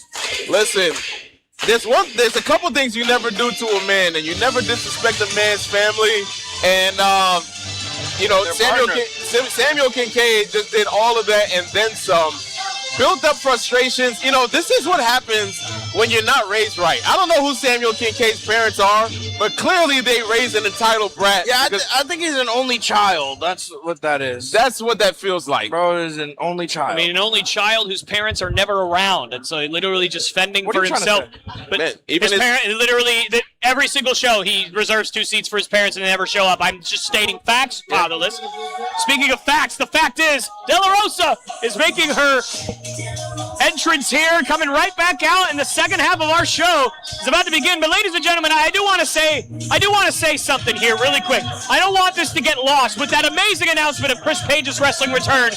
The TEW Digital Media Championship is official, and the tournament will begin on August 29th. And it's going to be amazing, and it's going to culminate in next order of business. I, for one, can't wait. But for right now, let's kick it to the incomparable Miss De La Rosa.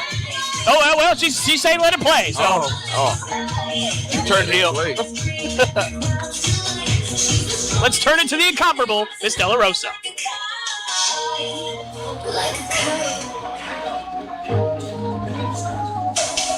Gotta make sure the world knows she's like a kite.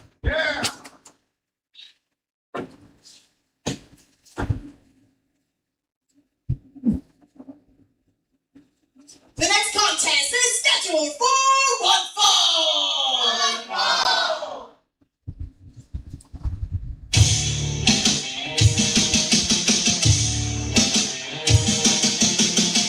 Introducing first, from Ocala, Florida, weighing in at 165 pounds, the technical savage, Skyler.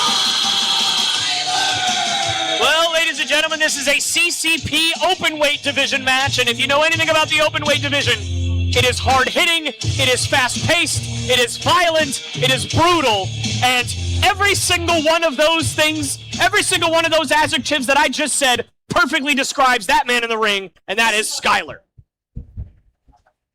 No disagreement from me.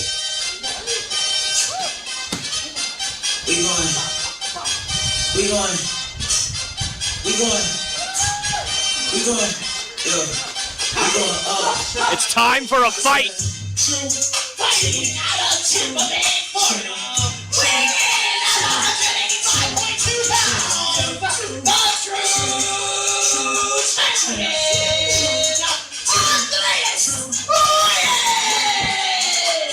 Andreas Reyes, his opponent tonight, a man who is out to prove he is the best pound-for-pound fighter on the planet.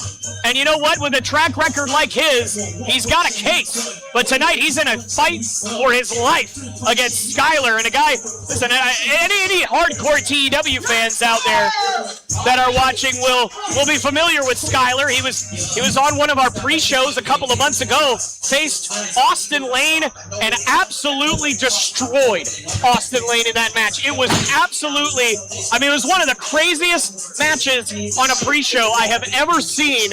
I mean, I had no words. He just pummeled Austin Lane from bell to bell, from pillar to post. So Andre Reyes, he's in for it tonight. Well, I'm definitely looking forward to seeing what's going to come of this match. I mean, both of these guys ready for a fight. Only one man can win. And again, Andreas Reyes looks like he's here for a fight, man. And let's see what happens.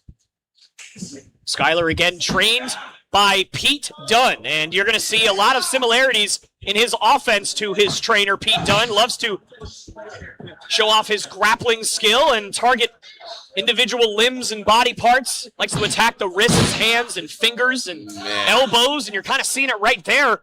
You know, manipulating that elbow joint right there. I mean, again, this guy is brutal and violent, if I've ever seen anybody. As soon as you mentioned Tyler Bate, it all came to me. I said that. I didn't. I said Pete Dunne, but close Excuse me, Pete Dunne. Forgive me. I misspoke. But with Pete Dunne, you know, I can see the similarities again, like you mentioned, in the technique, in the skill set. I can see, you know, when you're not the biggest person in the ring, being a tactician and being a technician is going to do wonders for you. And while he has a size advantage right now in the ring, again, like you said, that British style, that technical prowess is going to do wonders for him. And I can respect it. It's a great clash of styles when it's coming from somebody opposing him in that ring looking like more of a striker, more of a fighter. And again, that technician is doing wonders for him.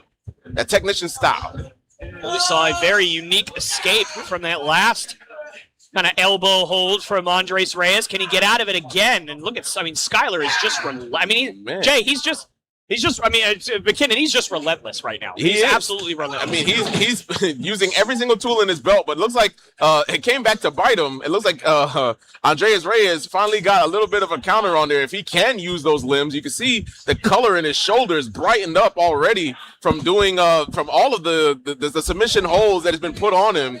And then now you see Andres Reyes putting in that arm bar, but again, gosh, Skyler with his technical prowess again, knowing all the submission holds and reversals, putting in that tutelage that his mentor Pete Dunne has given him in order to climb back to the top here. These guys going back and forth, and man, Andres Reyes again trying to put that grip in. Trying to get a lock in the wrist in some form or fashion, but again, Skyler doing everything he can to reverse everything going on. And then finally, a forearm shot to the face. He is done with the holds. He's done with the reversals. So everybody's got a plan until you punch him in the mouth, and that's what we just saw happen right there. Andres Reyes has been punched in the mouth plenty. I expect that he's going to be able to bounce back here. And Jay, you were kind of recovering from everything that was happening there with Chris Page and trying to deal with that whole situation. I was making sure he was good. I'm going to be honest with you guys. This matchup right now is getting intense. Skyler's outside the ring right now. I don't want to say it, Jay, but I would say the award for understatement of the year goes to, that might be it right there. This was intense from the opening bell, and that's what a Skyler match does. This guy is just an absolute, technical savage. That's why he calls himself that. But a huge kick to the chest from Andres Reyes. Man, again, everybody's got a plan until they get hit in the mouth. And while he was just kicked in the face, kicked in the chest. And there's that manipulation of the joints and the fingers from Skyler. I mentioned it off the top of this thing, and you just saw it right there. Listen, I love and respect everybody that's a student of the game. Man. If you cannot get a grip on your opponent, my God, twisting, goodness gracious, I don't even know what you call that, but just savagery. It's legitimate savagery that we're watching right here. Oh my God. Almost on his neck. Is that enough? Reyes out at 2. What? It was like a release suplex. Look at this replay here. Instead of floating over back, he just kind of falls himself forward, releases that suplex, and just lets gravity take care of the rest. And ladies and gentlemen, I know that a lot of times people think, these rings, they're padded. They have pads underneath. No, when you hit that ring, it hurts. There is nothing but wood and steel under there, and that is exactly what Andres Reyes just fell from 6 feet from. My God, and Skyler, again, just impressive out the gate. Keeping that offense on him, just staying on him no matter what. I'm building a lot of respect for this guy. Again, I've seen him once in action, but right now, again, when we talk about every day in this business, in this industry, it's all about wins. It's all about building up that momentum. And Skyler, much like some of the competitors that we've seen here tonight, is out for blood. He is not here to make any friends. He's not taking any prisoners. He's here to make a statement. He's here to prove himself, and he's doing just that here. Skyler looks like the type of guy that any opportunity he has, he's going to take to improve himself, to improve his craft. Man. Oh, my God. Jay, when's the last time you've seen somebody throwing someone arm first into the ropes to punish a specific limb? That's the kind of just absolute psychopath this Skyler is. And listen, we know that we know what this is, right? It's professional wrestling. It's about having a good time. It's about, the crowd having a good time as Skyler goes into another cover here in this uncomfortable fight is what this is. We know that, it's about kind of the crowd having a good time and, getting into it. With every Skyler match that I have been a part of, there is an eerie silence that falls along these fans here because they don't know whether what they're seeing is supposed to be entertaining or not. And Skyler's not out there to entertain. He's out there to maim, mangle, and destroy. Listen, I am never going to be mad at somebody. Oh, man. And then Andreas finally getting some offense here with those strikes, going to what he knows. Again, Skyler, again, countering with that European uppercut, with that tutelage from Pete Dunne. You know, that's kind of like a British strong style. Oh, but Andreas Reyes over here with the schoolboy going for the cover, kick out at 2. But you saw he couldn't get a good grip on that because of that wrist, because of that hand. And Skyler immediately up and immediately back on. And I mean, again, look, this is getting uncomfortable. Oh, my God. My goodness, man. This...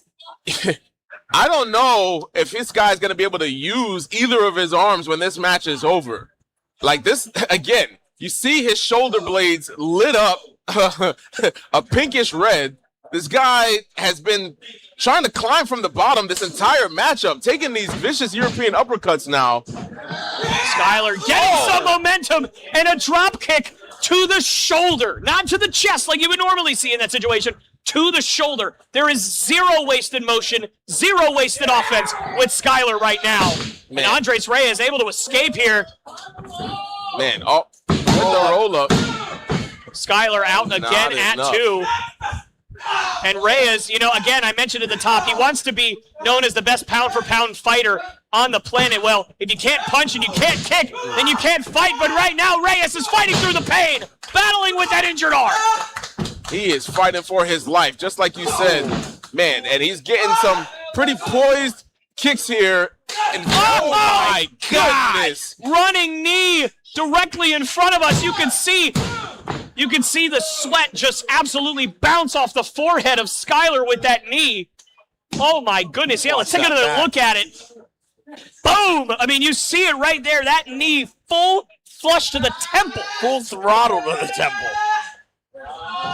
Oh, man, looks like he's powering up. What's he doing? Oh, he was going for the true Yukin, but Skyler blocked it, and now he's got a sleeper hold locked in. This might be it, man. All of the weight of Skyler on top of the throat. This guy can barely lift up his arms. He's trying to break that hold, and I don't know if he's going to be able to fight out of it. This crowd are slowly trying to will him back into the fight, but, man, the amount of damage this guy's taken has been just incomparable. And Reyes somehow able to fight out, and I mean, it's immediate. No wasted motion, no time to rest if you're Reyes, but he's out again. Reyes still giving everything he's got, the little amount that he has left. This is a little bit uncomfortable to watch. I'm not gonna lie to you, man. I mean, well, we have a new winner for Understatement of the Year, McKinnon. That award lasted 11 minutes, so congratulations. But my God, you're right. I mean, this is uncomfortable. Man, I just haven't seen anybody get broken down limb by limb. And I can't remember the last time, if I'm being honest. Not in front of my very eyes. I've seen some of these things on TV, but witnessing it is another. And I can't believe that this guy can even get his arms up for any offensive maneuvers. Skyler again, just blocking everything in his. Oh man! He got it, Choryukin uppercut. He got him. Oh, Reyes survived. Wow!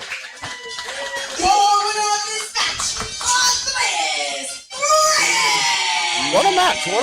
All it took was one brief, if not fleeting moment for Andres Reyes to bounce back and hit this true Yukin. And he steals a victory from the jaws of defeat. Skyler put on one hell of a performance tonight. But at the end of the day, the self-proclaimed best pound-for-pound fighter on the planet somehow with a busted hand survived. I can't believe it. I'm in awe. I did not see that coming, and it makes all the sense in the world now why Skyler would target the arms, the shoulder, the wrist, the joints, because he did not want to feel the impact of that Shoryuken. Yeah. And again, you can see why. And by the way, McKinnon, I hate to interrupt you. Typically in situations like that, somebody was actually going to be targeting the left side of the body. But the scouting report told Skyler that Shoryuken comes from the right side, so he switched up his normal tactics, and even that didn't work tonight. Man, I mean, that just goes to show you the power of the Shoryuken is something to consider. And man, again, hats off to the winner, Andreas Reyes, but I cannot give enough. I can't give enough praise to Skyler, even in defeat. That man worked his butt off, but it just wasn't enough tonight. Both these men going to be fixtures and dominant figures in the open weight division. But ladies and gentlemen, that is what the open weight division at CCP is all about. Hard-hitting, fast-paced, brutal action. And speaking of hard-hitting, fast-paced, and brutal action, we've got more action here tonight.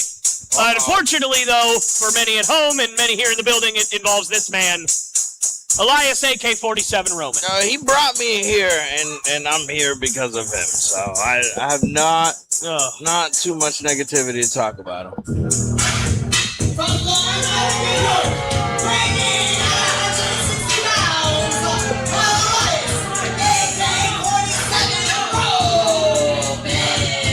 Well, listen, guys, there's one thing that I won't take away from Elias Roman, and it is his talent. This guy, whether you liked how he did it or not, he was champion at TEW for well over 6 months. He defended that championship more times than any champion in TEW history has ever defended that championship successfully. Oh, hey. Yeah. What were you? Huh? You're my brother. You're my friend. What were you? Come on, bro. You got nothing to say. You got nothing to say.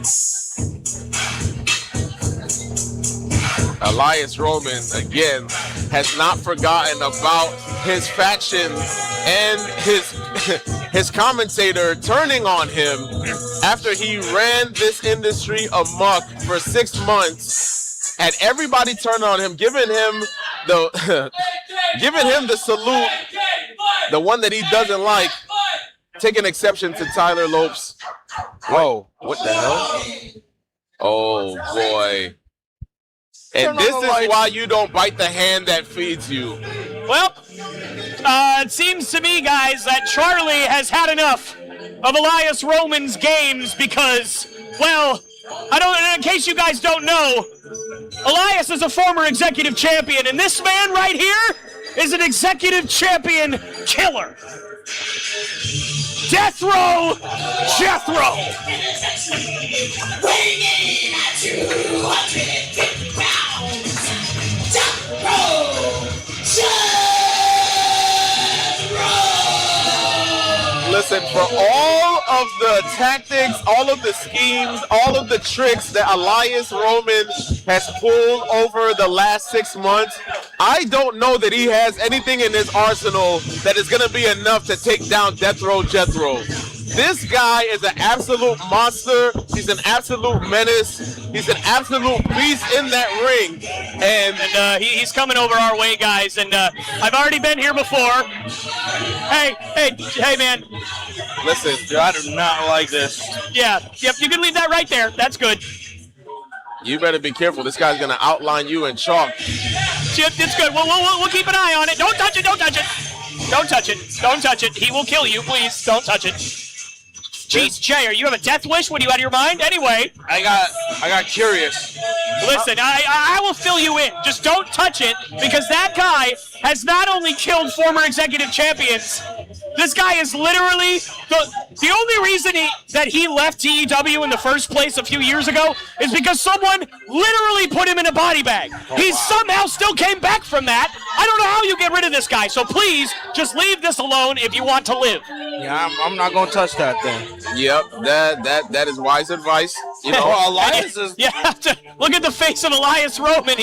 I feel like even he, as cocky and as abrasive as he is, has got to be feeling like he's about to eat his words right now. Listen, man, again, there's an old saying to keep your words soft and sweet because you may have to eat them. And Elias doesn't have enough room in his stomach to eat all the crap that he spewed over the last 6 months. And Death Row Jethro looks like he's going to shove the last 6 months down his throat. And you know what the irony of this is, McKinnon? Elias, and I know this because, again, I was in those rooms for this time, McKinnon. Yep. Elias multiple times sent Death Row Jethro after people.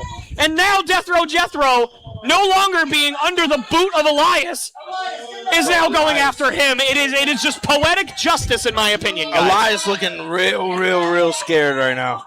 Yeah. I mean, do you blame him? I don't know what. Guys, Jethro's undefeated since his return. None of his matches have gone longer than 6 minutes. I mean, this guy is not just beating people, he's destroying people. Well, scared. Elias did say that he wanted to fight, man. He was ready to take all that energy out on Charlie, all that energy out on everybody in the establishment here. Now he can release all that energy on Jethro. Oh, good Lord. I mean, Elias, I mean, how dumb can you be? Man, some people never learn. I mean, he's saying he's not scared of him, but his body language tells another story right now. And Elias looked like he's possibly trying to go for a German suplex. That's I don't know if this is a smart decision here. Hug? Oh, good Lord. Jethro.